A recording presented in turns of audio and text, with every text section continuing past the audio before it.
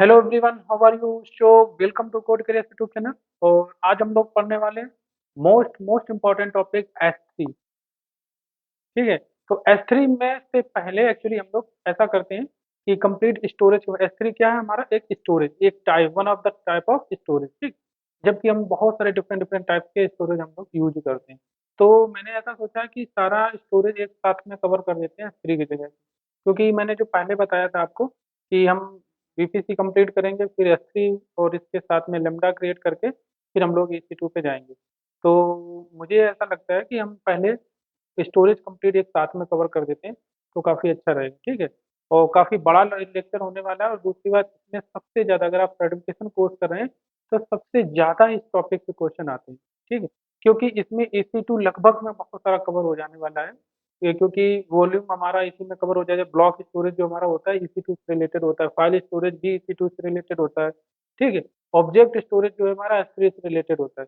तो ये कई कई सारे जो स्टोरेज के टाइप्स हैं हमारे, तो वो सारे लगभग में EC2 से ही कनेक्टेड होते हैं। ठीक।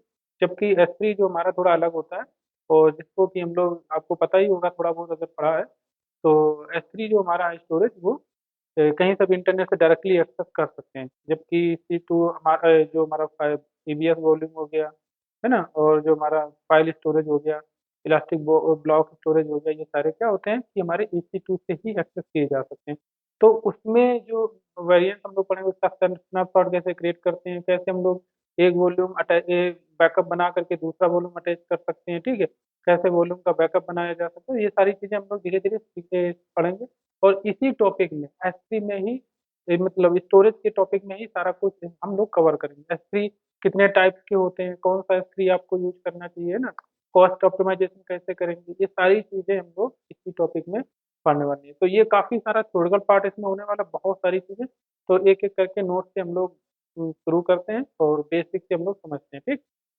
तो चलते हैं, डॉक्यूमेंट हमारे पास है, उसको हम एक करके एक सिंपल भाषा में आपको समझाएंगे। हालांकि काफ़ी थ्योरी जरूर है, AWS में बहुत ज़्यादा थ्योरिकल पार्ट है, बहुत ज़्यादा पढ़ना पड़ता है, बट ये डिफिकल्ट नहीं। क्योंकि अगर आप हर चीज़ को एक लैब डेमो से, मतलब यानी कि प्रैक्टिकल से आप लिंक कर देंगे, तो आपको डिफिकल्ट नहीं लगेगा। हाँ, कुछ चीज़ें ऐसी हैं जो जिसको लिंक नहीं कर सकते। अगर प्राइसिंग टेबल बताने शुरू कर दे, तो प्राइसिंग आपको थोड़ा वो याद तो करना ही पड़ेगा कि वालों VPC क्रिएट करते हैं, तो उसमें प्राइसिंग क्या रहता है ना। तो VPC में चूंकि कुछ भी नहीं रहता, बट उसमें जो भी सर्विसेज आप यूज करते हैं, जैसे EC2 इंस्टेंट डिप्लॉय करोगे, है ना, या आप कोई इंटरफेस क्रिएट करोगे, तो वो सारी चीज़ों के पैसे आपके लगते हैं। तो कितना पैसा लगता है, उसमें कितना चार्ज लगता है, तो ये सारी चीज़ें आपको फुल्ली श्योरली है कि आपको याद रखनी पड़ेंगी। ठीक है, अगर याद रखना चाहते हैं, क्योंकि हो सकता है इस सर्टिफिकेशन में ये भी पूछा जा सकता है। ठीक। हालांकि ज़्यादातर कॉन्सेप्चुअल क्वेश्चन ही पूछे जाते हैं उसमें। ठीक। तो शुरू करते हैं हम लोग स्क्रीन शेयर करके, और एक एक करके पहले थ्योरी पास समझते हैं, और फिर हम लोग आगे बढ़ते हैं। क्योंकि अगर हम पहले इसको बताएंगे काफी लंबा हो जाएगा, वैसे भी बहुत बड़ा टॉपिक है। और बहुत सारे हम लोग लैब्स करने वाले हैं इसमें। एक नहीं, कम से कम 20, बहुत कम, अप्रोक्स 20 लेक्चर मिनिमम मैं बता रहा हूँ। 20 लेक्चर मिनिमम होने वाले हैं। मिनिमम मैं कह रहा हूँ कि 20 लेक्चर होने वाले हैं। ठीक है। क्योंकि इसमें लैब के सारे जो कॉन्सेप्चुअल कॉन्सेप्ट हैं, वो सारे हम लोग सभी का डेमो करेंगे। और अगर आपको कोई रिक्वायरमेंट हो तो आप कमेंट कर सकते हो। ठीक है। और जैसे कि अभी हम लोग सबसे पहले पढ़ेंगे स्टोरेज के बारे में, स्टोरेज क्या होता है। ठीक। फिर हम लोग EBS पढ़ेंगे। EBS में कम से कम 8 से 10 हम लोग डेमो लैब करेंगे कि EBS वॉल्यूम कैसे हम क्रिएट कर सके, EBS वॉल्यूम कैसे क्रिएट होता है। ठीक है। और इसके बाद में फाइल स्टोरेज के बारे में पढ़ेंगे जब, तो फाइल स्टोरेज के बहुत सारे डेमोज आएंगे कि फाइल स्टोरेज कैसे क्रिएट कर सकता है, लिनक्स से कैसे क्रिएट करेंगे, अटैच करेंगे। ठीक है। जैसे कि आपने इसी इंस्टेंस ऑलरेडी क्रिएट कर लिया, फिर आपको इसी क्या करना है, एक एक्स्ट्रा वॉल्यूम अटैच करना है। ठीक। तो फाइल स्टोरेज कैसे कर सकते हो, लिनक्स के लिए क्या यूज करते हैं, विंडो के लिए हम लोग क्या यूज करते हैं। तो ये सारी चीजें हम लोग सीखेंगे। ठीक है। आपको बिल्कुल स्किप नहीं करना। अगर AWS पढ़ना चाहते हैं, तो S3 को तो आपको बिल्कुल स्किप नहीं करना। ठीक। और दूसरी बात मैं बताऊं, आपको इतना एक्सप्लेनेशन के साथ हर चीज किसी भी कहीं पे भी यूट्यूब पे नहीं मिलने वाली। क्योंकि यूट्यूब पे क्या होते हैं, लोग शॉर्ट्स में पढ़ा देते हैं, बाकी पेड लेक्चर दे देते हैं। ठीक है। जबकि यहाँ पे सारा कुछ आपको फ्री मिलेगा और कंप्लीट मिलेगा। आप कहीं पे भी पेड सर्विस से, मतलब कोई भी लेक्चर लेने वाले हैं कहीं पे भी, तब भी हो सकता है इतना वो ना पाए। ठीक।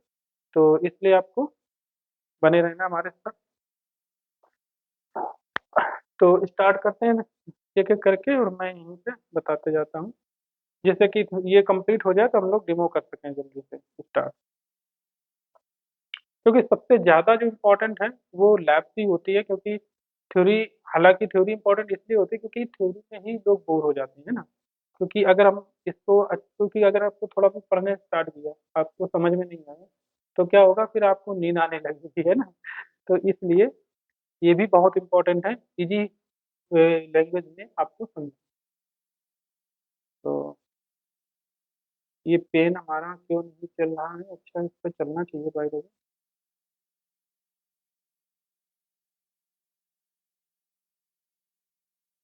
पीडीएफ फॉर्मेट में तो चलता है बाय द वे, इसलिए यूजर पेन नहीं चल रहा है इसका। लास्ट लेक्चर में मैंने इसमें लिया था तो उसमें ये चल रहा था पेन। मैंने पहले पहले सेटिंग नहीं किया इसको, चलो कोई नहीं। पेन की मुझे जरूरत वैसे नहीं, अब हम डॉक्यूमेंट नहीं करेंगे इस पे, ठीक है। और इसको हम ओपन कर लेंगे, जो थोड़ी चीज़ें हम जो समझने वाली चीज़ें हैं वो यहाँ पे हम ड्रॉ कर लेंगे, ठीक है। मैं सोच रहा था पीडीएफ फॉर्मेट में क्या होता है उसी में हम ड्रा भी कर सकते थे। पेन की कुछ इसमें लिमिटेशन है, तो हर जगह नहीं चलता।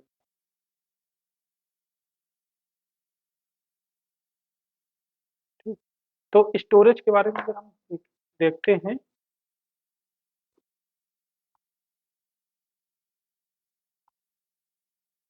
और यहाँ पे देखो जितनी चीजें हैं, आपको बिल्कुल ऐसा नहीं कि एक बार में ही सारी चीजें याद करनी है। जितना समझ में आए आप पढ़ें, इसके बाद में लैब करें, एक बार पढ़ लें पूरा हिस्ट्री, लैब कर लें, समझ लें उसको, फिर दोबारा थ्योरी पढ़ें, ठीक है। क्योंकि ऐसा होता है कि थ्योरी एक बार में समझ में नहीं आती है, ठीक। अगर पहली बार आप एडीएस पढ़ रहे हैं तो पढ़ने जाओगे, हो सकता है आपको समझ में आ जाए या फिर याद ना रहे, ठीक है, ये भी होता है कभी कभार। तो ऐसा आपको करना है कि एक बार पढ़ना है इसको, जितना भी समझ में आ जाए इनफ है। आप लैब करें, ज़्यादा से ज़्यादा प्रैक्टिकल पे ध्यान दें, ठीक है, हर चीज़ का। और वो जब आप कर लेंगे हर चीज़, तब अपने आप थ्योरी आधी से ज़्यादा तो आपकी थ्योरी ऐसे ही कंप्लीट हो जाएगी, जब आप हर चीज़ की लैब कंप्लीट कर लें, है ना। तो सबसे पहले हम लोग देखते हैं कि क्लाउड स्टोरेज होता क्या है। स्टोरेज के बारे में, स्टोरेज क्या होता है पहले। स्टोरेज तो आपको पता होगा, जैसे हम लोग मोबाइल चलाते हैं वहाँ पे भी स्टोरेज हम लोग यूज करते हैं, ठीक है। तो पेन ड्राइव जैसे होता है ना, चिप हम लोग ले लेते हैं, मोबाइल में ऐड कर देते हैं एक्स्ट्रा स्पेस के लिए। कुछ हमारा स्पेस ऐसा होता है जिसमें कि हमारा ऑपरेटिंग सिस्टम या लैपटॉप में अगर देखा जाए तो, या मोबाइल में ही देखते हैं तो कुछ एप्लीकेशन रन होते हैं, है ना, वो अलग स्पेस टाइप होता है, फिर मेमोरी होता है, स्टोरेज होता है। और जिसमें हम लोग कुछ photo, media file, photo, images, ये सारी चीज़ें डालते हैं, वो अलग टाइप का स्टोरेज होता है। तो यहाँ पे भी वैसे ही अलग अलग होता है। और जैसा कि हम लोग एडब्ल्यूएस पढ़ रहे हैं, एडब्ल्यूएस मतलब क्लाउड पढ़ रहे हैं ना, तो क्लाउड में क्या होता है कि जैसे हर चीज वर्चुअल होती है, ऐसा नहीं कि इसमें आपको फिजिकल कोई मशीन दी जाएगी या कोई चिप दे दी जाएगी वहाँ पे स्टोर कर लेना। तो हर चीज क्या कहते हैं, वर्चुअली आपको एक एप्लीकेशन इंटरफेस है, उसके थ्रू आपको प्रोवाइड किया जाएगा। तो लेकिन बैकग्राउंड में वो सारी चीजें हो रही होंगी जो हम लोग अपने ऑन कैंपस नेटवर्क में करते हैं। जैसे कि हम लोग को खुद का अपना नेटवर्क क्रिएट करेंगे तो वहाँ पे बड़े मशीन चलाओगे, है ना। और सर्वर क्रिएट करो, सर्वर बनेगा, और सर्वर में जो भी है मल्टी मशीन, सर्वर मतलब क्या होता है, मल्टी मशीन आपस में कनेक्ट करेंगे जिससे कि आपका रिक्वायरमेंट फुलफिल हो जाए, ठीक। और उसमें सॉफ्टवेयर इंस्टॉल करोगे, है ना, सिक्योरिटी एनेबल करने के लिए। तो बहुत सारी चीज़ें खुद से हैंडल आपको करनी पड़ती हैं। और अगर आप मान लो, मशीन क्या है कि अगर हार्डवेयर कोई है वो तो खराब भी होते हैं, है ना। तो उसकी मेंटेनेंस के लिए आपको कॉस्ट खर्च करनी पड़ेगी। तो ये सारी चीज़ें इसमें काफ़ी ओवर। और दूसरी बात, अगर आप स्टार्टअप कंपनी है या हम ही है, मान लो कोई हमने एक एप्लीकेशन डेवलप किया, तो हम इतना पैसा नहीं खर्च कर पाएंगे कि खुद का अपना सर्वर बनाएं, या फिर हम एक लैपटॉप खरीदें, उसको एज अ नेटवर्क क्रिएट करें, और उसको हम 24 आवर्स हम उसको ऑन रखें। वो पता नहीं लैपटॉप कभी भी ऑफ हो जाए, है ना, तो वो कौन देखेगा। डाउन हो जाए, हम ऑफिस से लेके पता कि लैपटॉप यहाँ पर डाउन हो गया, या तो ये सारी चीज़ें काफ़ी डिफिकल्ट होता है मैनेज करना। और अगर हम मान लो कोई भी डेवलपर या वर्किंग पर्सन है, उसको अगर कोई अपना एप्लीकेशन डिप्लॉय करना तो वो काफ़ी डिफिकल्ट हो जाता है। जबकि क्लाउड आने के बाद में क्या होगा, काफ़ी इजी हो गया। अगर आज चाहें तो छोटा सा अपनी कोई एप्लीकेशन क्रिएट करके हम डिप्लॉय कर सकते हैं बहुत कम पैसे में, मतलब ज़्यादा पैसा नहीं लगता है। बहुत इजी, मान लो यहाँ पे आपने क्या किया, एक वीपीसी क्रिएट के लिए कर लिया।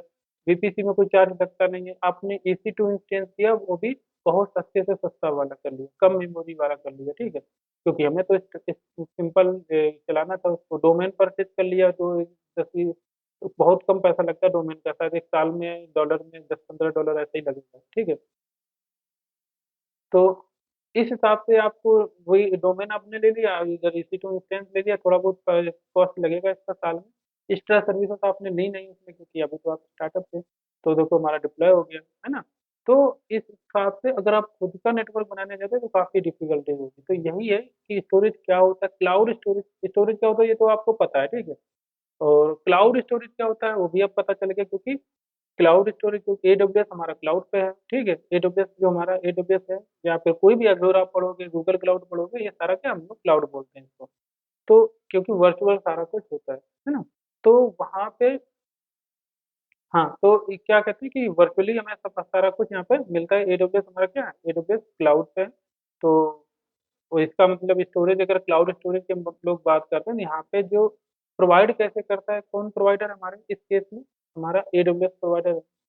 क्लाउड प्रोवाइडर कौन है, एडब्ल्यूएस क्लाउड प्रोवाइडर है हमारा। एडब्ल्यूएस जो है हमें अनेबल करता है चीज़ों को, क्या कहते हैं, एडब्ल्यूएस जो हमें अनेबल करता है कोई भी अपना स्टोरेज को एक्सेस करने के लिए, है ना। हम लोग एक्सेस कर लेंगे, और एक्सेस करने के बाद में अब एक्सेस कैसे करेंगे, देखो वो आपका इंटरनेट के थ्रू एक्सेस कर सकते हो, एपीआई है। जैसा कि मैंने आपको बोला कि इंटरनेट के थ्रू डायरेक्टली एक्सेस कर सकते हो कुछ स्टोरेज को, है ना। जैसे कि हमने ऑब्जेक्ट स्टोरेज एक बताया, सी बताया, तो S3 को क्या डायरेक्टली आप एक्सेस कर सकते हो। कुछ ऐसे स्टोरेज है जो कि आपको प्राइवेट नेटवर्क के थ्रू एक्सेस मिल सकता है ना। तो इस तरीके से वो सारा, और वो बैकग्राउंड मेंटेनेंस जो है वो सारा कुछ वो करेंगे। और इसका क्या कहते हैं, रिलायबिलिटी क्या होती है, तो फुल रिलायबल है, आपको एडब्ल्यूएस का तो पता ही है अच्छे से, है ना। और क्योंकि सबसे ज़्यादा यूज किया जाने वाला क्लाउड क्लाउड एप्लीकेशन एक तरीके से एडब्ल्यूएस। तो यहाँ पे सिक्योर जो हमारा स्केलेबिलिटी है, सिक्योरिटी है, टॉप प्रायोरिटी रहती है। स्केलेबिलिटी, स्केलेबल होता है यानी कि आपका। और दूसरी बात है कि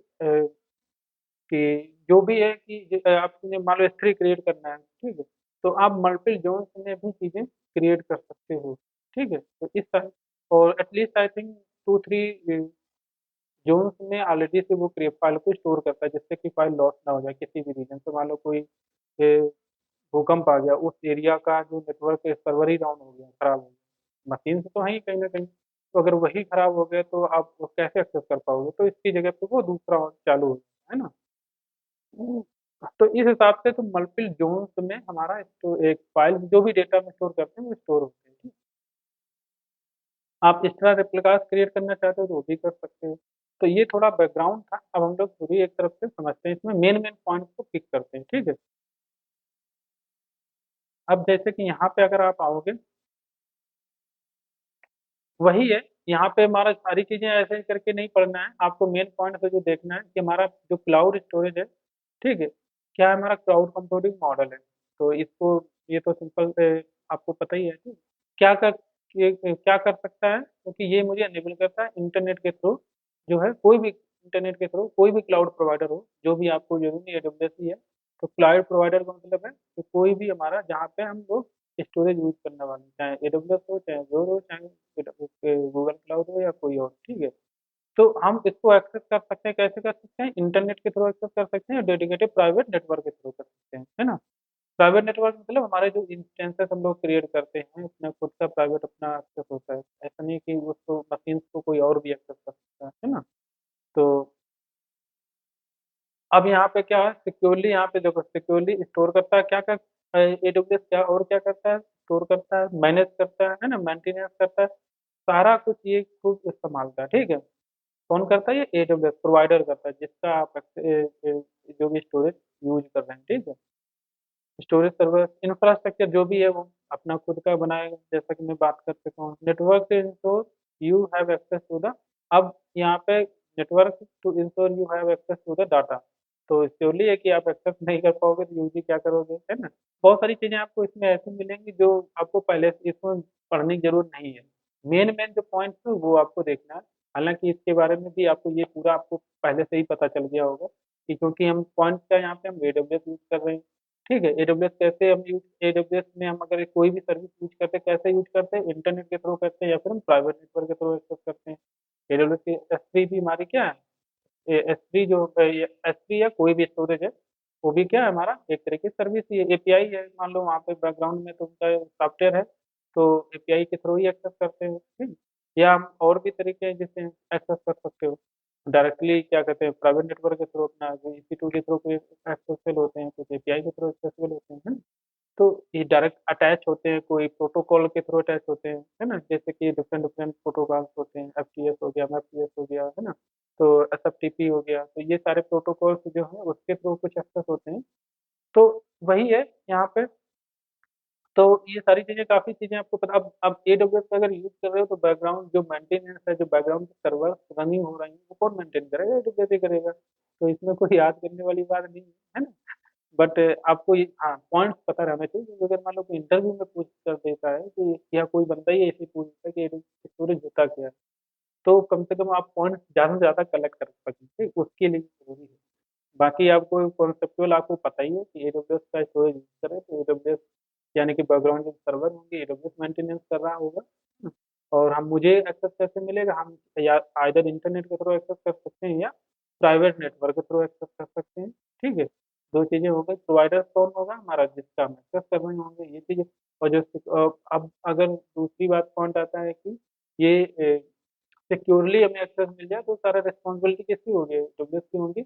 ये पॉइंट इसलिए यहाँ पे रखा गया है क्योंकि एडब्ल्यूएस बताना चाहता है कि हमारी जो सर्विस है काफी सिक्योर है, स्केलेबल, देखो स्केलेबिलिटी है, एजिलिटी, ड्यूरेबिलिटी, है ना, ड्यूरेबल रहता है। और एनी टाइम एनी वे, कहीं पे भी आप डेटा को एक्सेस कर सकते हो, किसी भी समय कहीं पे भी किसी भी लोकेशन में बैठ करके उसको एक्सेस कर सकते हो। ठीक है, तो इसलिए ज्यादा पॉइंट इसमें इतना सारा लिखा हुआ, बाकी आपको काफी कुछ याद करने की जरूरत नहीं है। ठीक, अब यहाँ पे आता है कि क्यों हमें जरूरी है एडब्ल्यूएस, जो यानी कि वाई क्लाउड स्टोरेज इंपॉर्टेंट, मतलब एडब्ल्यूएस की बात नहीं यहाँ पे सिर्फ चल रही है, यहाँ पे सिर्फ प्रॉपर क्लाउड की बात चल रही है कि क्लाउड स्टोरेज में जरूरत है। हालांकि काफी चीजें जरूरतें हम लोग पहले डिस्कस कर चुके हैं अभी जस्ट थोड़ी देर पहले। यहाँ पे क्योंकि हमारा सस्ता पड़ता है, सबसे बड़ी अच्छा फायदा है कि यहाँ पे ये सस्ता पड़ता है, चीप पड़ता है, क्योंकि हमारे इसमें आप चाहे छोटी बिजनेस हो आपकी बड़ी बिजनेस हो, कोई फर्क नहीं पड़ता है आपको, ये जो भी वहाँ पे दिया है उसी कॉस्ट पे मिल जाएगा। पर हाँ, अगर आप कुछ चीजें बल्क में ले रहे हो, कोई भी बाजार में ही जाते हो, अगर आप बहुत सारा 2 किलो कुछ लेना है, 2 किलो, उसकी जगह आप पूरा ही पूरा कट्टा ही खरीद लेते हो। ठीक है, तो श्योरली कुछ ना कुछ डिस्काउंट मिलेगा, तो आप कस्टमर केयर से बात करके आप कुछ, अब हो सकता है कंसेशन मिल जाए आपको, है ना। तो वो चीज़ें अलग बात है, बट आपको कोई भी बंदा हो, चाहे बड़ी कंपनी हो चाहे स्मॉल कंपनी हो या कोई इंडिविजुअल पर्सन हो, अगर आप यूज करना चाहते हो तो बहुत कम कॉस्ट में आपको मिलता है, बहुत चीप कॉस्ट। ठीक है, तो बिना कॉस्ट इफेक्टिव के आप जाओगे नहीं, है ना। और दूसरा पॉइंट क्या है यहाँ पे, इंक्रीज्ड एजिलिटी, है ना, और फास्टर डिप्लॉयमेंट। कुछ पॉइंट ऐसे हैं जो यहाँ पे मेन मेन पढ़ लेना है आपको। फास्टर डिप्लॉयमेंट, क्योंकि यहाँ पे अगर कोई भी चीज़ है बहुत तेज़ी से जो स्पीड है काफ़ी अच्छी मिलती है ना। और स्टोरेज यहाँ पे आप देख सकते हो, minimum ready to begin infrastructure never go down, cloud से service allow RT quickly deliver the stacked amount of storage needed whenever if needed, जो डेवलपर कैन फोकस ऑन। तो ये काफ़ी सारी बातें बनाई गई हैं कि अगर आपको जो, अगर क्लाउड स्टोरेज यूज कर रहे हो तो इसमें बेनिफिट क्या क्या हो सकते हैं वो चीज़ बताया गया। मान लो अगर आप स्टोरेज भी मेंटेन कर रहे हो ना, डेटा मूवमेंट, अगर मान लो आपका, अगर खुद ही मेंटेन कर रहे हो तो काफ़ी सारा आपका समय उसमें जाता है मेंटेन करने में, बैकग्राउंड सर्वर, उसके भी डेवलपर्स आपको या हायर करने पड़ते हैं ना पर्सन, तो उसको मैनेज, तो वो सारी चीज़ें आपको बच जाती हैं। इफिशिएंट डेटा मैनेजमेंट, काफ़ी इफिशिएंटली ये सारा कुछ डेटा जो मैनेज करता है ना। Virtually unlimited scalability, unlimited scalability, क्योंकि हम यहाँ पे क्लाउड की बात कर रहे हैं, यहाँ पे तो मशीन से स्टोरेज की कोई कमी ही नहीं है ना। डिफरेंट डिफरेंट लोकेशंस पे आप परफेक्ट कर सकते हो, यानी कि अपना खुद स्केलेबिलिटी का कोई लिमिटेशन नहीं। अपनी खुद के होते हैं, अगर 2 सर्वर बना रखे हैं तो उसी में ही स्टोर कर सकते हो। दूसरी लोकेशन से हो सकता है आप कर भी ना पाओ, तो अगर वहीं पे अगर कुछ प्रॉब्लम आ गया तो आपका सर्वर डाउन हो गया, है ना। जबकि यहाँ पे तो अनलिमिटेड चीज़ें हैं, कहीं पे कितना भी आप पर पैसा पे कर सको, और कितना भी आप स्केलेबल बना सकते हो, है ना। स्केलेबिलिटी, बिजनेस कंटिन्यूटी, है ना, ये सारी चीज़ें हैं। ज़्यादा कुछ इसमें ध्यान नहीं देना है हम लोग, मेन पॉइंट पे हम लोग चलेंगे। तो how cloud does cloud storage work, कैसे काम करता है, ये भी आप थोड़ा पढ़ लेना। मैं इतना सारा इसमें समय खर्च नहीं करने वाला हूँ। और कैसे ये वर्क करता है, ये चीज़ें मैंने काफ़ी अभी जस्ट पहले अभी जो डिस्कस किया वही रिपीटेड चीज़ें यहाँ पे मिलने वाली हैं, है ना। Providers on operate community, portable website, mobile app. तो ये सारी चीज़ें हैं कि मान लो कोई भी अपना, मैंने, तो कोई अब जो भी एप्लीकेशन है वो कहीं से भी, मतलब जो भी स्टोरेज है वो कहीं से भी एक्सेस, जैसे कि आप सिंपल स्टोरेज अगर समझना है तो, जैसे कि हमारा गूगल का हम लोग यूज करते हैं, क्या गूगल ड्राइव यूज करते हैं, है ना। तो वो भी एक पर्टिकुलर का एक क्या स्टोरेज ही हमारा है, जो कि इंटरनेट के थ्रू वर्चुअली प्रोवाइड होता है हमारा, है ना। और उसका पर्पज लेकिन कुछ अलग है। ये चीज़ टाइप्स ऑफ मेन चीज हम लोग पढ़ आते हैं टाइम पे इस पर। ये चीज़ें आप खुद भी पढ़ के थोड़ा बहुत समझ सकते हो, ऐसा कोई जरूरी नहीं है इसमें। एक दो पॉइंट्स आपको याद रखनी है, सारा कुछ पढ़ना नहीं। हम लोग यहाँ पे समझेंगे मेन पॉइंट जो है यहाँ पे चलता है। टाइप्स हमारे क्या होते हैं, जो अभी हम जस्ट बता रहे थे ना, ऑब्जेक्ट स्टोरेज हमारा होता है, फाइल स्टोरेज होता है, ये ग्लोबली मैं बता रहा हूँ, केवल AWS का बात नहीं कर रहा हूँ अभी, ठीक है। AWS हमारा जो है ऑब्जेक्ट स्टोरेज कैसे प्रोवाइड करता है वो अलग बात है। AWS हमारा जो है ये फाइल स्टोरेज कैसे प्रोवाइड, किस सर्विस के थ्रू प्रोवाइड करता है वो अलग बात है ना। AWS ब्लॉक स्टोरेज जो हमारा जो प्रोवाइड करता है वो किस सर्विस के थ्रू करता है वो अलग बात। बट ये चीजें जो तीन पॉइंट है ग्लोबली है, ये कोई भी सर्विस प्रोवाइडर होगा, कोई भी आप प्रोवाइडर यूज करोगे वो सभी के सभी के यहाँ पे इस टाइप के स्टोरेज होंगे लगभग में, अलग अलग नाम के थ्रू, है ना, अलग अलग नेम होंगे बट होंगे सर्विसेज तीनों सभी के पास। अब यहाँ पे जो ऑब्जेक्ट स्टोरेज की बात है, ये किस टाइप के डेटा की बात करता है ऑब्जेक्ट स्टोरेज। तो जो हमारा सिंपल, जैसे कि हमारा इमेज हो गया, सिंगल फाइल हो गई, तो ये इसको मतलब जो भी इमेज फाइल होगी as it is image file को वहाँ पे पुट करता है स्टोरेज में। ऐसा नहीं है कि वो कोई फाइल है उसमें कुछ कंपटीशन करता है ना। कंपटीशन तो होता ही है, क्योंकि उसका जो डेटा को है सिंक कर किया जाएगा उसका स्टोर करने के लिए, है ना। तो वो चीज़ें अलग है, बट आपको ब्रेक नहीं किया जाएगा डेटा, है ना।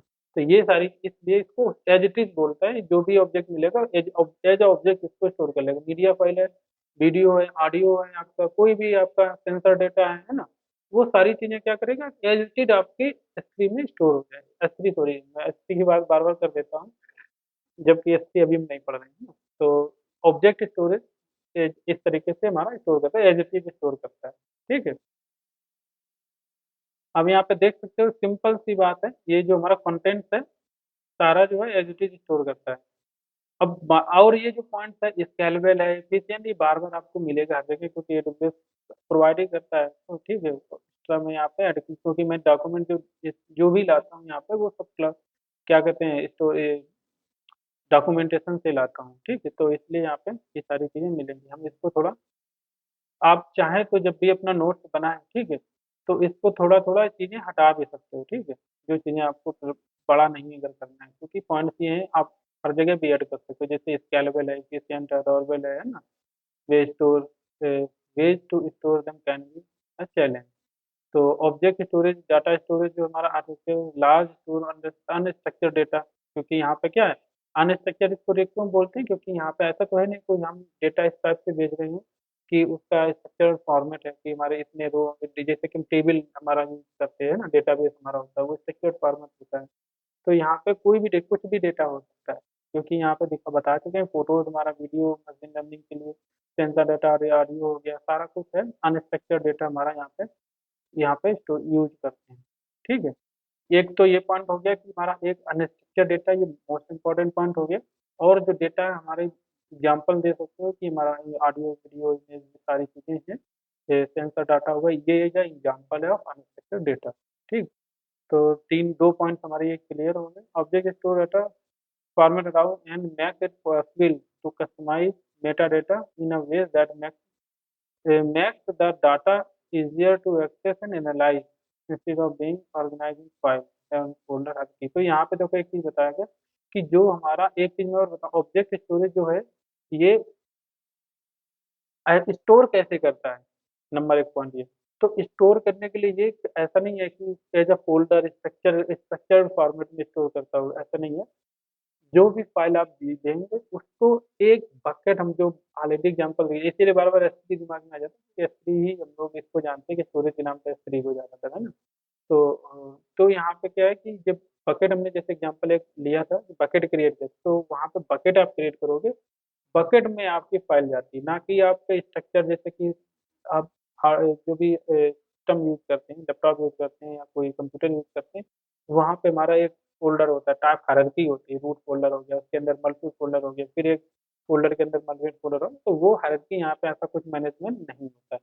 जो हमारा एक बकेट होता है उसका एक नेम होता है, ये वो ग्लोबली आइडेंटिटी मतलब यूनिक होता है, ठीक। आप एक बार क्रिएट कर दोगे, अगर कोई नाम यूज कर लिया तो वो कोई भी बंदा उसमें यूज नहीं कर पाएगा, वो सेम नेम यूज नहीं कर सकता है, ठीक है। और दूसरा यहाँ पे एक पॉइंट था, मेटा डेटा की बात कर रहे थे, ठीक है। तो मेटा डेटा क्या होता है, जो डेटा हमारा मेटा डेटा आपने पढ़ा होगा, टेबल जब हम जेडीबीसी आप पढ़ोगे है ना, जेडीबीसी आप अगर जेडीबीसी कनेक्शन आप कभी क्रिएट किया होगा तो वहाँ पर भी मेटा डेटा फेच कर सकते हो टेबल का। तो वहाँ पे क्या होता है, डेटा का मेटा डेटा मतलब जो हमारा डेटा हमने स्टोर किया है उसके बारे में, उसकी इंफॉर्मेशन, उसका कितना साइज है, ठीक है। उसमें अगर हम टेबल की बात करते हैं तो उसके कॉलम कौन कौन से हैं, है ना, तो वो सारा मेटा डेटा में आ जाता है कि टेबल में क्या क्या कॉलम, नेम क्या है कॉलम के, है ना। और और उसका साइज क्या है डेटा का, इमेज जो हमारी है, इमेज अगर मान लो फोटो है, वीडियो है, ऑडियो है, तो वो किस, उसके बारे में इंफॉर्मेशन जो होगी वो चीजें मेटा डेटा यहाँ पे कहलाता है, ठीक।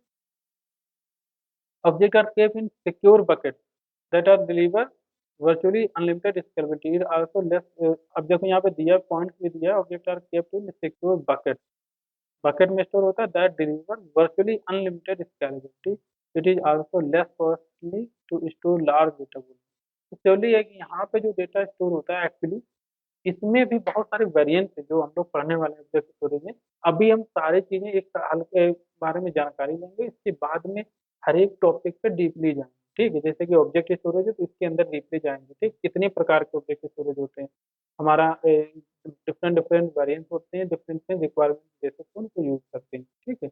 अगर मान लो हमें आपको एक ऐसा करना, एप्लीकेशन के थ्रू कोई एक्सेस करना है, मान लो कोई डेटा है, मुझे ऐसा है कि जिसमें कि हमें कुछ मिनट में एक्सेस एक्सेस करना होता है, ठीक, एक दो मिनट में हमें कभी रिक्वेस्ट मारनी तो वो डेटा एक्सेस करना है, तो अलग टाइप होगा। जैसे कुछ ऐसा होगा एक वीक में एक ही बार हमें इसकी जरूरत पड़ती है, तो उस टाइप का डेटा हमें अगर यूज करना है तो उसमें वो अलग टाइप है, वो टाइप इसलिए अलग है क्योंकि उसका अगर मान लो कुछ ज्यादा एक्सेस किसी डेटा को करते हो तो उसको रिक्वेस्ट के बेसिस पे कॉस्ट लगता है, और अगर आप कम एक्सेस करते हैं तो रिक्वेस्ट के बेसिस पे नहीं, उसको फिर टाइम के बेसिस पे लगता है, उसके साइज के बेसिस पे लगता है फाइल के, ठीक है। और कुछ डेटा ऐसा होता है जो कि हमें बिल्कुल साल 2 साल 6 साल बाद हमें एक्सेस का यूज करना है, अभी स्टोर करना है सिर्फ, बट बार बार हमें एक्सेस करने की जरूरत नहीं पड़ती, तो वो अलग टाइप का डेटा होता है, वो ऑब्जेक्ट में ही मैं बता रहा हूँ, ठीक है। तो उसकी वो टाइप अलग होता है, ठीक। और कुछ ऐसा होता है कि जिसमें कि अगर टेम्परेरी हमने उसमें डाल दिया, इंटेलिजेंस बोलते थे, उसमें एक इंटेलिजेंस होती है कि आपने उसमें डाला, बट कुछ समय अगर डाटा वो बार बार एक्सेस नहीं हो रहा है, ठीक, उसमें आपने मान लो थोड़ा कॉस्टली वाला स्टोरेज यूज कर लिया जिसको आपको जरूरत थी, डेटा 1 मिनट में बार बार रिक्वेस्ट उसमें मारना पड़ता था, ठीक है, एप्लीकेशन के थ्रू आप पेज कर रहे हैं डेटा को। बट अगर कोई पर्टिकुलर डेटा है जो कि काफी टाइम से यूज नहीं हो पा रहा है और उसका कॉस्ट क्योंकि बहुत ज्यादा होता है, ठीक है, कोई अगर उस टाइप के स्टोरेज का, तो वो क्या करेगा, वहां से हटा करके सस्ते वाले जो टाइप होता है उसमें स्टोर कर देगा। तो इस टाइप के बहुत सारे वेरिएंट्स है जो हम लोग पढ़ेंगे, काफी इंजॉय मजा आने वाला है। तो आगे चलते हैं इसमें ऑब्जेक्ट स्टोरेज, और यहाँ पे देखते हैं application deployed in cloud, cloud often take advantage of vast scalability. ये देखो यहाँ पे फिर आ गया वही पॉइंट, ठीक है, vast scalability the meta characteristic of object storage solutions are ideal for building modern applications from scale that require scale and flexibility, and can also be used to import existing data stores for जैसे कि यहाँ पे दिए देखो, main point है backup करना है, archive करना है, नेटवर्क करना है। ठीक, कोई भी आपका मान लो एप्लीकेशन, जैसे कि मान लो एप्लीकेशन रन हो रहा है EC2 में स्टोर नहीं करना चाहते हो थोड़ा, क्योंकि वहाँ पे स्टोरेज मिलेगा थोड़ा कॉस्टली हो सकता है, तो वहाँ से मूव करके आप लॉग से, जैसे कि आपका बनता है कुछ कुछ फाइल्स हो सकती है, CSV फाइल या कुछ ऐसी फाइल्स है, तो एप्लीकेशन में ना स्टोर करके वहाँ पे EC2 में ना स्टोर स्टोर करके आप S3 में मूव कर दो। या डेटाबेस है, जो कि डेटाबेस में जो हमारा कुछ बैकअप करना है उसको हटा रखना है, ठीक है, तो उसको क्या करना है, बैकअप करके इसमें डाल दो, आर्काइव क्रिएट कर दो, आर्काइव फाइल। तो क्योंकि हमारा मान लो लेटेस्ट डेटा 1 मंथ का यूज होता है लेटेस्ट, बाकी डेटा भी हमें जब इम्पोर्टेंट है हम नहीं इसको हटा डिलीट नहीं करना चाहते हैं, और बहुत डेटा डे बाई डे बढ़ता जा रहा है बढ़ता जा रहा है, तो आप क्या करोगे, उसका आर्काइव क्रिएट कर करके S3 में डालते जो, जिससे कि जब कभी जरूरत पड़े तो उसको इम्पोर्ट क्या कहते हैं पिक करके आप इम्पोर्ट कर सको उसको डेटाबेस में। तो ये सारी चीजें हैं इसमें, जरूरत करने पे नहीं ला सकते। हो सकता है उस डेटाबेस में मशीन लर्निंग कुछ आपको करने मशीन लर्निंग यूज करनी हो, ठीक है, कुछ एनालाइज करना हो, डेटा को प्रोसेस करना हो, तो वो आप कर, और प्रोसेसिंग के लिए भी आपके पास AWS का भी सर्विस प्रोवाइड करता है। आपको कुछ भी मशीन लर्निंग यूज करनी है ना, या थर्ड पार्टी भी यूज कर सकते हो सर्विसेज, तो उसके लिए सारी चीजें हैं, S3 में डाल करके आप कुछ भी कर सकते हो। अब हम जैसे कि फाइल स्टोरेज की बात करते हैं, ये सॉरी, तो फाइल स्टोरेज जो हमारा है, अब यहाँ पे क्या हमने बोला कि ये ये जो स्टोरेज होता है एक्चुअली EC2 के थ्रू एक्सेस होता है। ठीक, फाइल स्टोरेज होता है जो हमारा EC2 के थ्रू एक्सेस होता है। यहाँ पे क्या होता है कि मान लो EC2 आपने क्रिएट कर लिया या आप क्रिएट कर रहे हो, जैसे कि लिनक्स आप मशीन क्रिएट कर रहे होगे, तो वहाँ पे आप अटैच कर सकते हो एक्स्ट्रा वॉल्यूम एज अ क्या कहते हैं extra extra volume as a file storage use कर सकते हो। क्योंकि यहाँ पे जैसे कि मान लो अभी मैंने क्रिएट किया, मतलब हालांकि मैं आप दिखा सकता था, बट कुछ समय एक दो लेक्चर बाद वैसे भी हमें डिमो करना है, तो वहाँ पे हम लोग देख लेंगे, ठीक है। तो यहाँ पे क्या होता है, यहाँ पे भी किस टाइप का डेटा होता है, ये भी जैसे कि हम लोग जो कंप्यूटर होता है, ठीक है, अभी आप ये देख रहे हो कि यहाँ पे जैसे कि आप जाओगे तो यहाँ पे डिफरेंट डिफरेंट फोल्डर्स आपको मिल जाएंगे, ठीक है, जैसे कि यहीं इसी में जाते हैं जो डायरेक्टरीज बना हुआ है, ठीक, यहाँ पे आपको एक्स्ट्रा नेटवर्क ये क्रिएट दिख रहा होगा, ये नेटवर्क दिख रहा होगा, यहाँ पे भी एक फोल्डर, अभी यहाँ पे कुछ नहीं है, तो हम आगे चल के दिखाएंगे कि यहाँ पे नेटवर्क के थ्रू किसी प्रोटोकॉल के थ्रू, नेटवर्क में क्या होगा, कोई ना कोई प्रोटोकॉल यूज होता है, तो यहाँ पे वो जो भी हम फाइल स्टोरेज क्रिएट करेंगे तो यहाँ पे आपको मिल जाएगा, ठीक है, एक फोल्डर क्रिएट मिल जाएगा, इसके अंदर आप मल्टीपल हायरार्की की फाइल स्टोरेज कर सकते हो, अदर फोल्डर स्ट्रक्चर क्रिएट कर सकते हो, तो इस टाइप का ये स्टोरेज है। आप समझ गए कि नहीं, वो S3 वाला अलग चीज थी, ये थोड़ा अलग है, ठीक है। ये कैसे अलग है, S3 को आप सिर्फ API के थ्रू, इंटरनेट के थ्रू एक्सेस कर सकते हो, बट ये जो हमारा ये फाइल स्टोरेज है, इसको हम EC2 के थ्रू कनेक्ट करके फिर हम तो इसमें नॉर्मली जैसे कि ये ड्राइव हमारा दिखाई दे रहा है, इस टाइप से यूज कर सकते हैं। मान लो ये हमारा ड्राइव है, और यहाँ पे आप इस फोल्डर में जाएंगे, या हम नया फोल्डर क्रिएट कर लेते हैं, ठीक है, सेम फोल्डर में नहीं जाते, ठीक, हो सकता है कुछ इसमें ऐसा कुछ पड़ा हो, तो इसलिए यहाँ पे जाते हैं, फिर एक फोल्डर क्रिएट कर लिया, ठीक, इस तरीके से आपको डिफरेंट ऐसे हायरार्की यहाँ पे क्रिएट कर पाओगे, ठीक है, फोल्डर की। अब जैसे कि ये फोल्डर है, इसका नाम एक्चुअली क्या होगा, SHARE शेयर फोल्डर होगा। आओ इसमें फायदा क्या होगा, ये जैसे कि आपने फोल्डर क्रिएट कर दिया, ये फोल्डर मुझे एक्सेस नेटवर्क के थ्रू मैंने इसको कनेक्ट कर लिया, यहाँ पे डायरेक्टली ऐसे नहीं मिलेगा आपको, नेटवर्क के थ्रू मिलेगा। आप चाहें तो फिर उसको ड्राइव भी, अलग ड्राइव भी क्रिएट कर सकते हो, इसी स्टोरेज की एक अलग यहाँ D ड्राइव है, ई ड्राइव आपको अटैच करवा सकते हो, ठीक है, एक्स्ट्रा वॉल्यूम के साथ। अब यही जो फोल्डर है, ये स्टोरेज है, मान लो ये फोल्डर का मतलब क्या हुआ, आपको एक एक्स्ट्रा स्टोरेज मिल गया जिसका रूट डायरेक्टरी शेयर नाम था, तो ये इसके अंदर जो भी पड़ा है आपको दिख रहा है, यही जो जो फोल्डर स्ट्रक्चर होगा या यही फोल्डर होगा, किसी और को भी एक्सेस हो जाएगा, दूसरे बंदे को भी एक्सेस मिल सकता है, बट परमिशन चेंज कर सकते हो श्योरली, क्योंकि आप ओनर हो कि आपने क्रिएट किया है, आप ओनर हो, तो आप दूसरे को परमिशन डिलीट नहीं दोगे, ठीक है, या हो सकता है रीड की परमिशन ना दो या दे सकते हो, वो डिपेंड करता है आपकी परमिशन, तो डिफरेंट डिफरेंट परमिशन आप यूज कर सकते हो। बट आप अगर चाहते हैं कि एक जो हमारा स्टोरेज जो हमने मान लो अटैच वॉल्यूम या एक्स्ट्रा वॉल्यूम जो भी हमने परचेज किया है, वो हम 100 GB का मैंने मान लो स्टोरेज लिया हो, तो 100 GB हम चाहते हैं दो इंस्टेंसेस पे हमारा शेयर हो जाए, तो वो चीज़ें आप शेयर भी कर सकते हो। क्यों? हो सकता है कि कुछ एप्लीकेशन तो जिसमें इमेज मीडिया फाइल्स हमारी है जो सेम यूज हो रही है, same media file, same video, फिर सेम ऑडियो, हम दो दो अलग अलग दोनों एप्लीकेशन में, दोनों एप्लीकेशन में कहें, या फिर हमारा हो सकता है कि एप्लीकेशन हमारा काफी क्या कहते हैं स्केलेबल टाइप का बनाया, मल्टीपल इंस्टेंसेस क्रिएटेड है, तो वहाँ पे दोनों में कॉमन एक्सेसिबल होना चाहिए, क्योंकि एप्लीकेशन एक ही है। जो भी यहाँ पे इस रनिंग एप्लीकेशन है वो भी उसमें भी ये जो हमारा मीडिया एप्लीकेशन है वो सेम है, जार फाइल जो भी हमारा डिप्लॉयड है, कुबरनेटिस का यूज किया जो भी किया आपने, तो यहाँ पे जो डिप्लॉयड वो भी सेम है, दूसरे पे डिप्लॉयड वो भी सेम, यानी कि एप्लीकेशन जो टॉप पे रन हो रहा है फ्रंट एंड वो भी सभी के लिए कॉमन है, तो यानी कि मीडिया फाइल सारी कॉमन, तो अलग अलग स्टोर करने का क्या मतलब, पैसा एक्स्ट्रा स्टोरेज ना वेस्ट, तो कॉमन आप यूज करके वो दोनों में शेयर होगा, दोनों एप्लीकेशन सेम मीडिया फाइल को एक्सेस कर पाएंगे, ठीक है। तो ये फायदा इसमें रहता है कि आप शेयर कर सकते हो मल्टीपल इंस्टेंस में और EC2 के थ्रू एक्सेस कर सकते हो।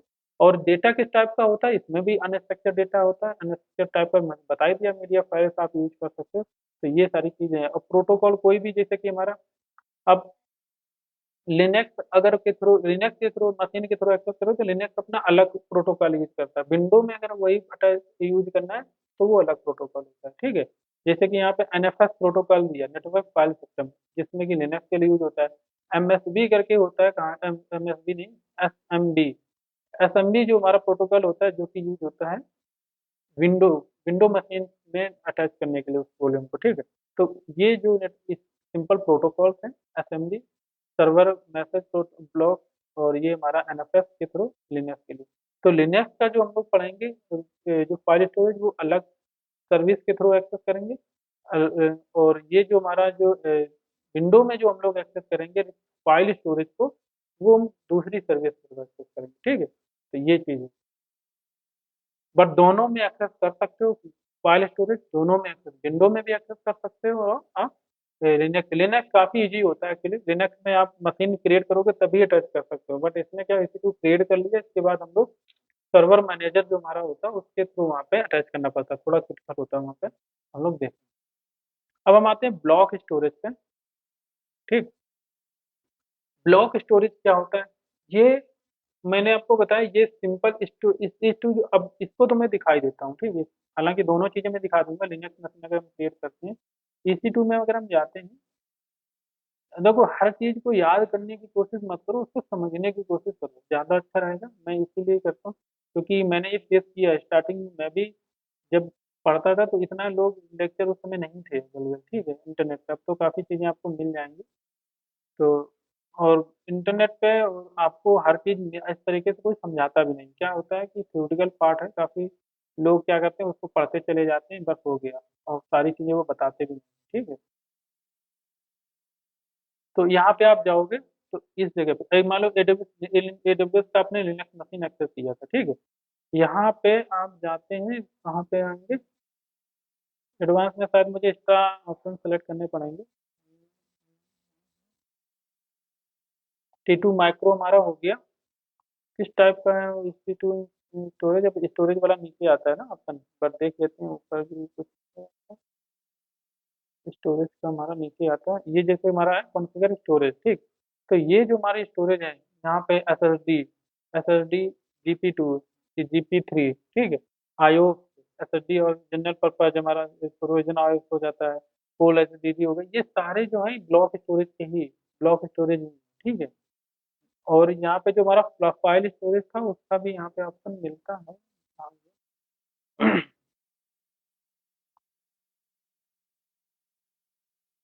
डोमेन ये हो गया, IAM इंस्टेंस प्रोफाइल हो गई, होस्ट नेम हो गया हमारा, होस्ट नेम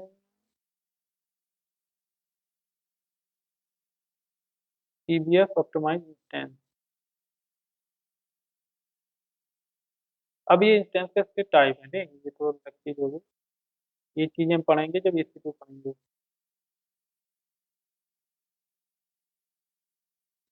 अभी ज़्यादा टाइम लग रहा है तो इसको भी हम छोड़ देते हैं, बट आगे चल के हम बताएंगे इसको जरूर, ठीक।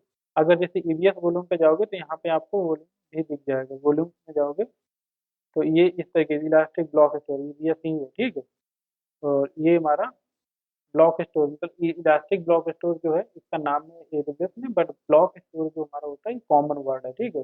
अब यहाँ से वॉल्यूम आप क्रिएट कर सकते हो एक्स्ट्रा अटैच करने के लिए। बट करंट जब आप स्टार्ट न्यू इंस्टेंस क्रिएट करते हो तब भी आपका जो स्टोरेज होता है वो EVS volume elastic block storage भी जाता है, ब्लॉक स्टोरेज भी जाता है, ठीक है। उसके डिफरेंट डिफरेंट वेरिएंट जो कि हमने जब DP2 दिखाया, आईओ दिखाया है ना, एसडीडी दिखाया, गोल्ड एसडीडी दिखाया है, तो वो सारे वेरिएंट्स ही हैं उसके ब्लॉक स्टोरेज के। तो अब होता क्या, ये चीज लगभग में आप समझ गए होंगे, मुझे आपको बताने की यहाँ पे जरूरत नहीं पड़ेगी, क्योंकि आप उसके माइंड में पिक्चर एक बन गई कि हाँ अच्छा ब्लॉक स्टोरेज होता है, इसी की तरह उपयोग करता है, उसके कुछ नेम्स होंगे अलग अलग हम पढ़ेंगे। लेकिन ये वर्क कैसे, मतलब स्टोर कैसे करें, नाम इसको ब्लॉक स्टोरेज क्यों पड़ा, वो चीज हम लोग समझ लेते हैं। ये क्या करता है कि हमारा 2D मैट्रिक्स आपने देखी थी, अभी पढ़ाई गई हिंदी में, ठीक, 2D मैट्रिक्स ज्यादा चल रहा है, ठीक। तो वहाँ पे क्या हमारे डिफरेंट में ब्लॉक क्रिएट हो रहे हैं, है ना। अगर मान लो 4x4 को बनाया तो उसमें हमारे और यानी कि 16 ब्लॉक बन गए। तो ये इसी तरीके से ब्लॉक बनाता है। जब फाइल जो हमारी होती है लार्ज फाइल है, तो उस फाइल को क्या करेगा, वो ब्रेक करेगा, ब्रेक करके वो अलग अलग ब्लॉक में स्टोर कर लेगा, ठीक है। ब्लॉक में जब वो स्टोर हो गया, सिंपल सा स्टोर हो गया, अब वो एक्सेस भी करना पड़ेगा। तो वो जो ब्लॉक होता है पर्टिकुलर ब्लॉक, जैसे 2D मैट्रिक्स, मैंने एग्जांपल में इमेज बना लो दिमाग में कि 2D मैट्रिक्स हो गई, और उसमें जो ब्लॉक्स हो गए, वहां पे अपने फाइल उसका का कोई एक पर्टिकुलर पार्ट स्टोर कर दिया। अब वो क्या करेगा, पिक करने के लिए वो जो यूनिक ब्लॉक है उसका एड्रेस है, उसको नहीं, उसकी एक आईडी होती है, यूनिक आईडी होती है, उस आईडी केवल होती है, इसका मेटा डेटा नहीं होता इसमें, बस आईडी को स्टोर करता है। आईडी को स्टोर करना पड़ता है, उस आईडी के उसको पता है कि ये डेटा है जो 3 आईडी पे स्टोर है, 1 2 3 पे। तो 1 2 3 पे जा करके तीनों को पिक कर लेगा, फिर कंबाइन करके दे देगा। तो इस टाइप से है ये वर्क करता है, ठीक है।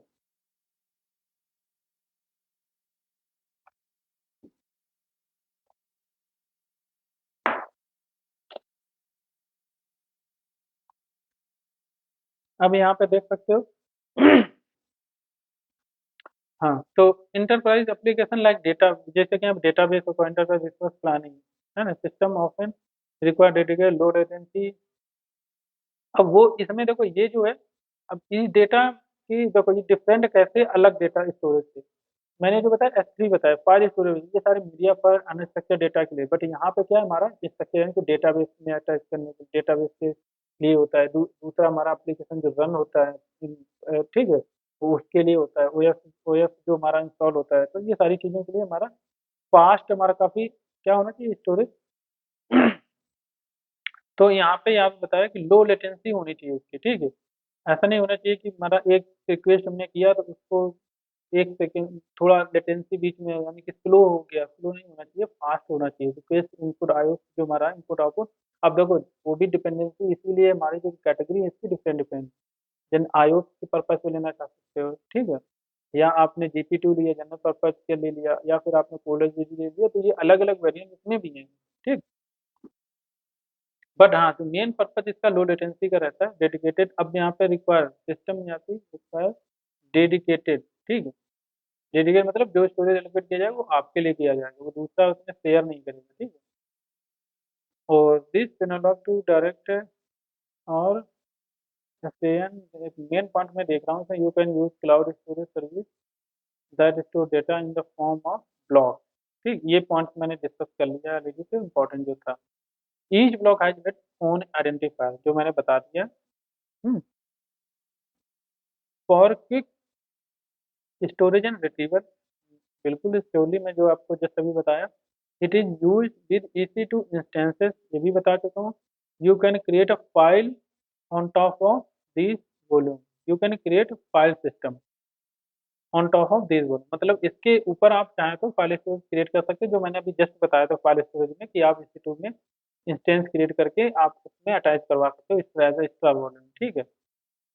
एक्स्ट्रा वॉल्यूम भी क्रिएट कर सकते हो, extra file storage, volume actually इसलिए सेम टाइप का ही होता है कि मान लो जो EC2 में हमारे जितने टाइप से स्टोरेज ब्लॉक स्टोरेज होता है, उसी प्रकार आप वॉल्यूम एक्स्ट्रा क्रिएट करके ब्लॉक स्टोरेज यूज करके आप अटैच करवा सकते हो। तो मान लो पहले आपने 32 GB लिया था, आपको आपको 32 GB और चाहिए, तो आपने अलग से वॉल्यूम क्रिएट करके आप अटैच करवा सकते हो, ठीक।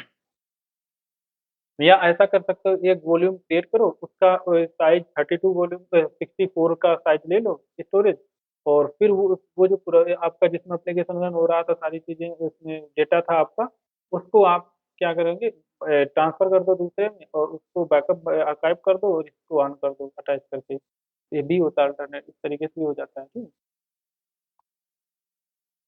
तो और use them any way would like to use block device such as hard drive, ठीक। किसी भी तरीके से यहाँ पे फाइल स्टोरेज यूज कर सकते हो, जैसे बताया file system on top of this volume, और use them in any way you use hard drive जैसे यूज करो, जैसे हमने जस्ट अभी फोल्डर यहाँ पे बताया था, ठीक है।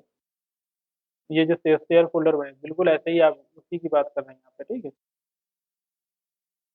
अब आता है कि what cloud requirement, what cloud storage requirement should you consider, मतलब जो क्लाउड स्टोरेज, अगर कोई भी क्लाउड आप यूज करना चाहते हैं तो आपके दिमाग में सबसे पहले कौन कौन से पॉइंट्स ऐसे आएंगे कि मुझे ये चीजें, अगर हम क्लाउड स्टोरेज पे जा रहे हैं तो हमें ये चीजें, ये जो हमारी रिक्वायरमेंट है तो इसकी टॉप प्रायोरिटी है, ये फुलफिल होनी चाहिए, तभी हम क्लाउड स्टोरेज पे, किसी पर्टिकुलर क्लाउड स्टोरेज पे हम जाएंगे। तो वो पॉइंट क्या आप कंसीडर करोगे सबसे पहले? तो मेन टॉप आपकी प्रायोरिटी सिक्योरिटी भी रहेगी, ठीक है। इसके बाद में ड्यूरेबिलिटी और अवेलेबिलिटी बहुत जरूरी है, ठीक है। अगर ड्यूरेबल एप्लीकेशन नहीं है, cloud simplify traditional centre prices around data prices around data durability and availability. With cloud storage, data is redundantly stored on multiple devices across, देखो यहाँ पे क्या बोला है, multiple devices across वन और मोर डेटा सेंटर। तो ये different different zones में मल्टीपल थ्री, मतलब 2 या 3 जोन्स में स्टोर करता ही करता है, ठीक है। तो सेफ्टी का बहुत ज़्यादा इसमें ध्यान रखा जाता है, डेटा लॉस नहीं होना चाहिए, ड्यूरेबल रहता है, ठीक है। और ड्यूरेबिलिटी है तो अवेलेबिलिटी भी तो रहेगी लगभग, ठीक है। तो ये चीज़ें हैं मेन मेन जो पॉइंट्स आपको दिमाग में आएंगे, तुम्हारा एप्लीकेशन जो डेटा है वो यानी कि मशीन से ड्यूरेबल होनी चाहिए और आपका अवेलेबल भी होना चाहिए, तो जब भी हम जरूरत पड़े हम उसको एक्सेस कर सकें। और तीसरा सिक्योर होना चाहिए, कोई दूसरा बंदा वहाँ पे क्या कहते हैं, चोरी ना कर सके, ठीक है। तीसरा हमारा आता है point analytics and data lake. अगर आप एनालिटिक्स कोई भी परफॉर्म करना चाहते हो, मैं जो मशीन लर्निंग का कुछ भी करना है वो कर सको आप एटलीस्ट, ठीक है। तो वो भी सारी चीज़ें हैं यहाँ पे। और तीसरा बैकअप, कैसे आप बैकअप करोगे उसके डेटा को, डिजास्टर मैनेजमेंट रिकवरी कैसे करोगे, तो डिजास्टर रिकवरी क्या कैसे करोगे, ये सारी चीजें आप प्रायोरिटी हमें रखेगा, क्योंकि अगर मेरा डेटा वैसे भी देखो इसमें मल्टी लोकेशन में स्टोर होता है, तो अगर कोई प्रॉब्लम आ भी जाती है एक ही डेटा सेंटर पे तो दूसरा आपको मिल जाएगा, ठीक। तो वही पॉइंट यहाँ पे बैकअप यहाँ पे क्रिएट करके रखता है, आप कितने बैकअप रखना चाहते हो तो वो आप खुद भी डिसाइड कर सकते हो एक्चुअली में जब चाहोगे, ठीक है। इस पे ज़्यादा ध्यान देने हालांकि पढ़ना है जानकारी के लिए जरूरी है, बट ऐसा नहीं है कि बहुत बहुत जरूरी आपको है इसको याद कर रखना पूरा का पूरा, बस समझना है इसको, ठीक है। क्योंकि आप अगर कहीं पे भी, अगर किसी भी कंपनी में काम कर रहे हैं, आपसे डिसीजन मेकिंग करना है आपको, तो ये सारे पॉइंट्स आपको पहले दिमाग में आने कि आपका मान लो ऑलरेडी से कोई एक सर्वर है, मान के चलते हैं, जहाँ पे अपनी कंपनी है जब जो अपने ऑलरेडी कोई ऑन नेटवर्क, अपना खुद का नेटवर्क है जहाँ पर गीगाबाइट में डेटा है। अब आप अगर किसी क्लाउड में जाना चाह रहे हो, अगर यूज करना चाहते हो क्लाउड स्टोरेज, तो वो ट्रांसफर भी तो करना पड़ेगा आपको डेटा। तो वो ट्रांसफर की सर्विस किसी के पास अच्छी है कि नहीं, वो भी तो जानकारी लेनी पड़ेगी कि जो बंदा इस डेटा को ट्रांसफर कर सके। चाहे तो आप कस्टमर केयर से कॉल करके देख कुछ पता कर सकते हो कि मेरे पास इतना डेटा है, ये क्लाउड पे ले जाना कैसे करोगे, तो वो आपको बताएगा। अब ये इंटरनेट की जरूरत नहीं, गीगाबाइट में डेटा जो गीगाबाइट नहीं सॉरी टेराबाइट में डेटा जो ट्रांसफर कर सको आप, है ना, तो नहीं कर पाओगे। तो इसके लिए बैकग्राउंड सर्विस कुछ ऐसी होनी चाहिए जिसके थ्रू यहाँ से आपका डेटा ले जा करके वहाँ पर अटैच करके हार्डवेयर में ऐड कर किया जा सके, ठीक है। Software test and deployment, cloud data migration, जो क्लाउड डेटा माइग्रेशन, तो डेटा को हम कैसे इधर से उधर वही माइग्रेशन कैसे कर सकते हैं। एक अगर मान लो अभी इस क्लाउड से इस क्लाउड में ले जाना है, इस क्लाउड से अपने ऑन प्रेमिस नेटवर्क में ले जाना है, ऑन प्रेमिस से इसमें ले जाना है, ये कैसे कर पाओगे। अभी हम लोग देखेंगे बहुत सारी चीजें एकदम से, इसीलिए हम इस पर ध्यान कम दे रहे हैं। कॉम्प्लेंस हमारा हो गया क्लाउड नेटिव एप्लीकेशन, ये तो मैं पॉइंट हटाने वाला था लेकिन मैंने सोचा कोई बात नहीं, जो पढ़ने वाले बंदे हैं पढ़ भी सकते हैं, ठीक है। Cloud native application storage, archive कैसे करें, हाइब्रिड क्लाउड स्टोरेज, ठीक है। डाटाबेस स्टोरेज हमारा है। इसके बाद में एम एल टू आई ओ टी, ठीक। इज क्लाउड स्टोरेज सिक्योर या नहीं, तो ये भी सिक्योर तो है ही। इसमें पढ़ने की जरूरत इतना ज़्यादा है नहीं, अदरवाइज AWS इतना फेमस ही नहीं होता है ना। बाकी पॉइंट्स आप देख सकते हो। अब जो मेन पॉइंट आता है, जो मैं बताने वाला था, क्योंकि यहाँ तक मैं कंप्लीट करना ही था, मुझे मेरा टारगेट था। तो how can AWS help with your cloud storage? तो AWS, अभी देखो जो मैं चीजें, तीनों चीजें मैंने पढ़ी, ब्लॉक स्टोरेज हो गया और फाइल स्टोरेज हो गया और हमारा क्या कहते हैं, ब्लॉक स्टोरेज, ऑब्जेक्ट स्टोरेज हो गया, ब्लॉक स्टोरेज फिर फाइल स्टोरेज, और ऑब्जेक्ट स्टोरेज, फाइल स्टोरेज, फिर ब्लॉक, तीन इस तरीके ये सीक्वेंस में बताया ना मैंने। पहले ऑब्जेक्ट स्टोरेज बताया, फिर फाइल स्टोरेज, फिर हमने ब्लॉक स्टोरेज। तो यहाँ पे object storage, block file storage और ब्लॉक स्टोरेज जो है कैसे आपको प्रोवाइड किया जाएगा, किस तरीके से प्रोवाइड किया, जो वो चीज़ यहाँ पे है। अमेजोन जैसे कि सिंपल, जो ये सिंपल स्टोरेज सर्विस, यानी कि अमेजोन S3, ठीक है। अमेजोन S3, जो S3 सर्विस यहाँ पे दिया गया, उसके थ्रू ऑब्जेक्ट स्टोरेज को आप एक्सेस कर सकते हो। जो भी हमारा अनस्ट्रक्चर्ड डेटा है, मीडिया फाइल्स हैं, वो स्टोर करना है, तो आपको क्या करना है, S3 को यूज करना है। S3 जो हमारा है अनस्ट्रक्चर्ड डेटा, जो कि डायरेक्टली आप इंटरनेट के थ्रू एक्सेस कर सकते हो, EC2 के थ्रू लिंक करके एक्सेस करने की कोई जरूरत नहीं है, ठीक है। आपका एप्लीकेशन है, आपकी खुद की नेटवर्क में रन कर रहा है, बट आप S3 में कुछ डेटा स्टोर करना चाहते हो, तो सिंपली आप स्टोर कर दो। उसकी API के थ्रू जो भी आपका दिया जाएगा, उसका कोई सीक्रेट की जो भी है, यूज करके तो आप उसको URL के थ्रू एक्सेस कर पाओगे, ठीक है। बकेट क्रिएट कर पाओगे, आप अपने स्टोर कर पाओगे। मतलब इंटीग्रेशन काफी अच्छा है, हम लोग करेंगे इसको, वो करके दिखाएंगे आपको। बट पहले हम सोच रहे हैं कि काफी सारे इतने टॉपिक एटलीस्ट कवर कर लें, जिससे कि अगर आप सर्टिफिकेशन भी साथ में एडमिन वाला करना चाहते हो तो कर सकते हो, ठीक है। इतना टिपिकल पार्ट हम लोग कवर कर लेंगे, इसके बाद में डेवलपमेंट भी हम लोग करेंगे, ठीक। दूसरा आता है आपके ये जो, और दूसरा, और यहाँ पे देखो रीजन की बात किया गया, तो आप रीजन के बेसिस पे अपने डेटा स्टोर होता है, मतलब SP जो आप क्रिएट करोगे तो पर्टिकुलर रीजन में क्रिएट कर सकते हो, ठीक। तो ये चीज है। तो यहाँ पे दूसरा दिया गया FSX सर्विस, ठीक।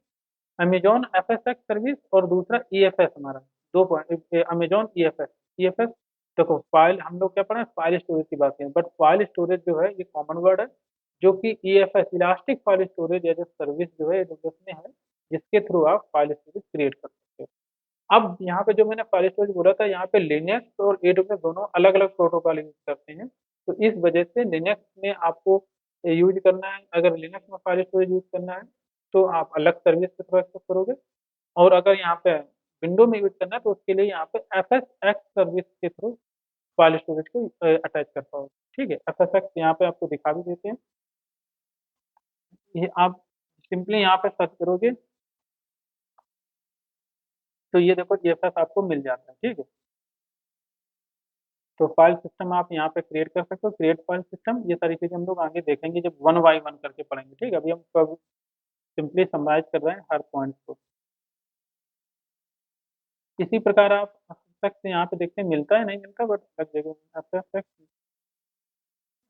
यहाँ पे जाओगे, ये चीज FSX यहाँ पे क्रिएट फाइल सिस्टम करके यहाँ पर क्रिएट कर सकते हैं। तो ये दोनों जो है, दोनों फाइल स्टोरेज को ही प्रोवाइड करेंगे, बट चूंकि ये जो हम लोग क्या करते हैं, लिनक्स यूज करते हैं, लिनक्स में जो माउंट हम करते हैं, लोकेशन माउंट करते हैं, स्टोरेज माउंट करते हैं, वहाँ पे हम लोग अलग तरीके से करते हैं, ठीक है। वहाँ पे क्या देना होता है, क्योंकि वहाँ पे कोई UI ऐसा कुछ होता नहीं कि अपने आपको एक्सेसिबल UI मिलता है वहाँ पे, ठीक है। सारी डायरेक्टरीज दिखती हैं फोल्डर में, ऐसा कुछ है नहीं, तो वहाँ पे लोकेशन माउंट करनी पड़ती है। तो माउंट बैक स्लैश आपने कर दिया, ETC बैक स्लैश ऐप करके कर दिया, उसके अंदर स्टोरेज बना दिया, ठीक है। अटैच कर दिया कि यहाँ पे शेयर वाला फोल्डर मिल जाए, तो वो थोड़ा अलग तरीका इसलिए होता है। यहाँ पे क्या होता है कि यहाँ पे हम लोग जो, अगर मान लो आपने ऑपरेटिंग सिस्टम को इंस्टॉल करा, विंडो में इंस्टॉल करा है अपने लैपटॉप में, अब इसको आपने क्या करना है, इसके मल्टीपल ड्राइव क्रिएट करनी, मान लो आपने पहले एक सिंगल ड्राइव से D ड्राइव का आपने 4 ड्राइव चाहिए, DEF करके क्रिएट करनी, 3 ड्राइव करनी चाहिए। तो आप इसको कैसे करोगे अलग अलग ड्राइव में, तो सर्वर मैनेजर में जा करके उसमें इसको ब्लॉक ब्रेक करना पड़ेगा, ठीक। दो, अगर 500 है, 500 को 3 पार्ट्स में डिवाइड करोगे स्टोरेज को, अलग अलग कैलकुलेट करके जितना आपको जरूरत है जिस ड्राइव में, फिर उसको 3 ड्राइव क्रिएट कर सकते हो, तो यहाँ पे क्या ड्राइव बना करके एक्सेस मिल जाता है, ठीक है। तो इसलिए यहाँ पे अलग यूज करना पड़ता है, यहाँ FSX यूज करते हैं और यहाँ पे EFS यूज करते हैं, दोनों फाइल स्टोरेज ही है, ठीक। और दोनों में स्टोरेज टाइप, जो डेटा हम स्टोर करेंगे सेम टाइप का ही करते हैं, कंटेंट भी हमारा सेम टाइप का ही होता है।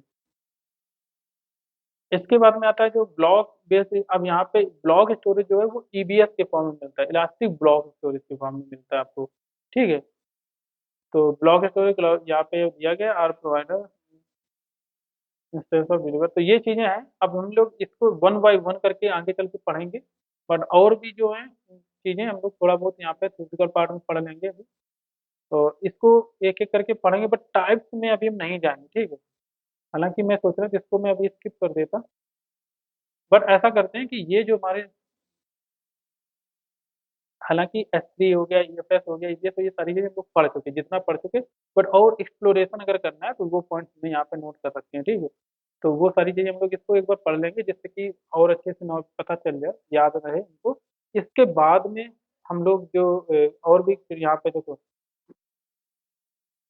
कैसे हम लोग और भी जो थ्योरेटिकल पार्ट है वो कवर करेंगे, पर लास्ट में हम सोच रहे हैं कि S3 का जो एक एक करके फिर हम पॉइंट कवर करेंगे। S3 में जो हम पहले स्टार्ट करेंगे, फिर हम ये इलास्टिक फाइल स्टोरेज करेंगे, फिर इलास्टिक ब्लॉक स्टोरेज मतलब बाद में इसलिए करेंगे क्योंकि ये EC2 का लगभग में का पार्ट है एक तरीके से। वैसे EC2 के टाइम में पढ़ाना चाहिए था, बट क्योंकि स्टोरेज हम पूरा टॉपिक के नाम दिए, S3 तो नाम दिए नहीं मैंने, ठीक है, स्टोरेज नाम दिया, इस वजह से हम फाइल स्टोरेज, ब्लॉक स्टोरेज और S3 तीनों कवर करेंगे। तो पहले हम S3 को कवर करेंगे, S3 के वेरिएंट कवर करेंगे, फिर हम लोग जाएंगे इन सारे डीपली इन सभी पे, ठीक है। और हर किसी का हम लोग बहुत अच्छी तरीके से हर मतलब टॉपिक का और कम से कम 5 से 6 7 8 जो भी हो सकेगा हम लोग लैब करेंगे उसके, ठीक है, डिफरेंट डिफरेंट सिनारियोज पे। तो अभी हम लोग इसको खत्म करते हैं, आगे नेक्स्ट लेक्चर लेंगे जिसमें कि हम लोग ये सारी चीजें पढ़ेंगे इस तरफ से। और इसमें कैटेगरी जो हम लोग डेटा माइग्रेट करना है इधर से उधर, ये सारी सर्विसेज जो है हमारा, और भी इसमें अभी देखो हमने यहाँ पे क्या पढ़ा, S3 में फाइल स्टोरेज, ब्लॉक स्टोरेज पढ़ा है। बट एक और वेरिएंट होता है यहाँ पे, एक जो कि डिफरेंट थोड़ा पहले अलग था, जैसे कि हमारा क्या कहते हैं ग्लेशियर आता है, ठीक है। ग्लेशियर पहले क्या था, वो S3 के अंदर नहीं आता था, ठीक है, वो अलग एक कैटेगरी था स्टोरेज का। बट अब वो S3 के अंदर आता है, इसलिए हम उसको अलग कैटेगरी यहाँ पे नाम नहीं दिया है, ठीक, ग्लेशियर। एक और आता है स्नोबॉल करके बोलते हैं, ठीक है। स्नोबॉल हालांकि ये अलग, मैं इसको जस्ट इसके बारे में पढ़ने वाला हूँ। जब हम लोग ये सारी चीजें कंप्लीट कर लेंगे तो स्नोबॉल जो है वो हम लोग कवर करेंगे, ठीक है। स्नोबॉल सर्विस वो भी हमारा जो डेटा को कैसे इधर उधर से माइग्रेट कर उसी के काम आता है। जो ग्लेशियर होता है वो काफी, ग्लेशियर जो होता है वो इस टाइप का है, जैसे कि बहुत ज्यादा डेटा कम यूज, जैसे हमने बोला ना, जैसे कि आपने कुछ म्यूजिक इंडस्ट्रीज होती है जहाँ पे बहुत सारा सॉन्ग्स हैं जिनको ओल्ड वाले हैं, पुराने रखने हैं, मतलब 8 10 साल बाद, 20 साल बाद वो ओपन करेंगे उसको, ठीक है। तो वो सारी चीजें वो स्टोर करके रखते हैं। जैसे कि अभी भी देखोगे इस समय आप पुराने जो गाने थे आपको मिल जाते हैं टी सीरीज पे कहीं पे भी, ठीक है। जो 70 साल पहले भी गाना गाए जाते थे, तो वो इतने टाइम तक कैसे स्टोर किया जा सकता है। पहले अगर स्टोर करते थे लोग क्या बनाते थे, वो इसकी कैसेट आती थी, बड़ी बड़ी डिस्क आती थी, डिस्क में स्टोर करते थे, वो खराब भी हो जाती, क्वालिटी उतनी अच्छी नहीं रहती थी, ठीक। बट अब ऐसा कुछ नहीं है, काफी इजीली मैनेज हो जाता है। तो ये सारी टाइप के स्टोरेज हैं जो 50 साल बाद के लिए भी रखनी है, ठीक है, 100 साल बाद के लिए यूज हो सके, तो उस टाइप के लिए आप ग्लेशियर टाइप स्टोरेज यूज किया होता है यहाँ पे, है ना। तो मिलते हैं फिर नेक्स्ट लेक्चर में। आपको अच्छा लगा हो तो लाइक शेयर सब्सक्राइब जरूर करें। और जो चीज़ें मैंने इसमें छोड़ भी दी हैं वो आप चाहें तो पढ़ भी सकते हो, नहीं तो अभी अभी एक साथ मैंने जैसा बोला, एक साथ में ज़्यादा चीज़ें पढ़ने की जरूरत नहीं, क्योंकि अदरवाइज दिमाग काफ़ी आपका क्या कहते हैं फ्रस्ट्रेट हो जाएगा कि क्या इतनी सारी चीज़ें पढ़ रहे हैं। तो अभी पॉइंट टू पॉइंट पढ़ो। जब आप S3 कंप्लीट कर जाएंगे, आप बहुत सारे डेमो करेंगे तो अपने आप इंटरेस्ट आपका जागने लगेगा, ठीक है। इसीलिए मैंने इसके VPC में कुछ चीज़ें ऐसी हैं जैसे प्राइसिंग से रिलेटेड था, मैंने अभी छोड़ रखा है, ठीक है। एक दो और चीज़ें VPC में छूटी हुई हैं जो कि हम इसको बीच बाद में कवर करेंगे, ठीक है। तो मिलते हैं, थैंक यू गाइस, बाय।